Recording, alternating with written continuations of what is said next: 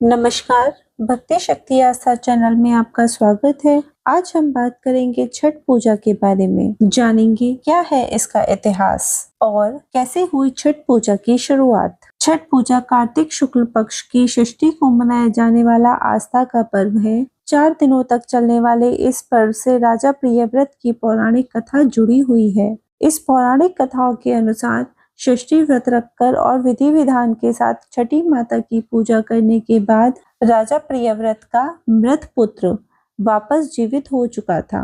रामायण और महाभारत में भी पूजा से जुड़ी हुई कहानियां मिलती हैं। दिवाली के 6 दिनों के बाद छठ पूजा की शुरुआत होती है। इस साल छठ पूजा 5 नवंबर से नहाया खाया के साथ शुरू होगी। इसके बाद छठ पर्व 4 दिनों तक चलते हुए खरना, संध्या अर्घ, प्रातःकालीन अर्घ के साथ 8 नवंबर को समाप्त हो जाएगा। छठ पूजा की शुरुआत कैसे हुई?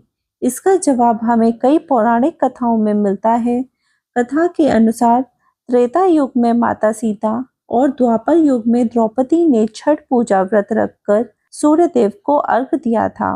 आइए विस्तार में जानते हैं छठ पूजा का इतिहास और छठ पूजा की कहानी। पहली कहानी है राजा प्रियव्रत के घर में मृत संतान का हुआ जन्म।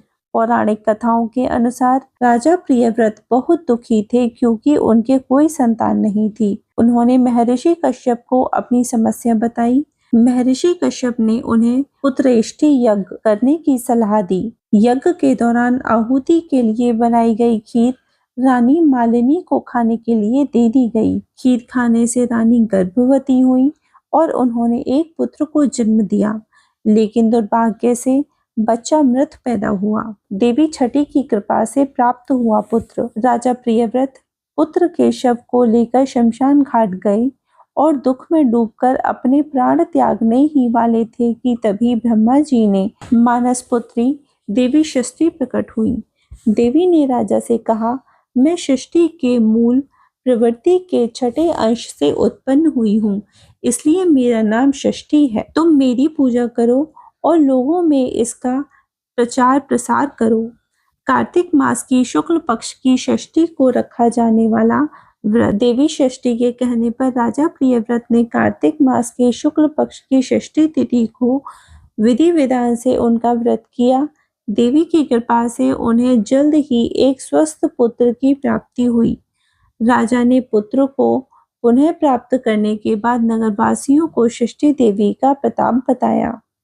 तभी से षष्ठी देवी की आराधना और उनके व्रत की शुरुआत हुई। त्रेता युग में माता सीता और द्वापर युग में द्रौपदी ने भी रखा था छठ का व्रत। रामायण की कहानी के अनुसार जब रावण का वध करके राम जी, देवी सीता और लक्ष्मण जी के साथ अयोध्या वापस लौटे थे, तो माता सीता ने कार्तिक मास की शुक्ल पक्ष की षष्ठी को व्रत रखकर कुल की सुख शांति के लिए देवी षष्ठी और सूर्यदेव की आराधना की थी। इसके अलावा द्वापर युग में द्रौपदी ने भी अपने पतियों की रक्षा और खोया हुआ राजपाट वापस लेने के लिए षष्ठी का व्रत रखा था। अगर आपको मेरी वीडियो पसंद आई है तो मेरी वीडियो को लाइक करें और चैनल को सब्सक्राइब करें।